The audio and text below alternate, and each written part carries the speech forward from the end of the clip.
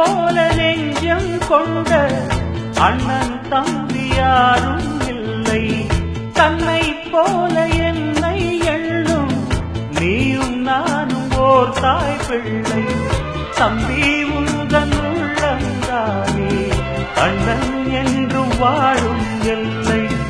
ஒன்றாய் காணும் வானம் என்றும் ரெண்டாய் மாற நியாயம் இல்லை. கண்ணோடுதான் உன் வண்ணம், நெஞ்சோடுதான் உன் எண்ணம்.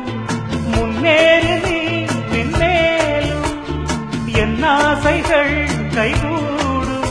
இந்த நேசம் பாசம் நாடும் வாழ்க.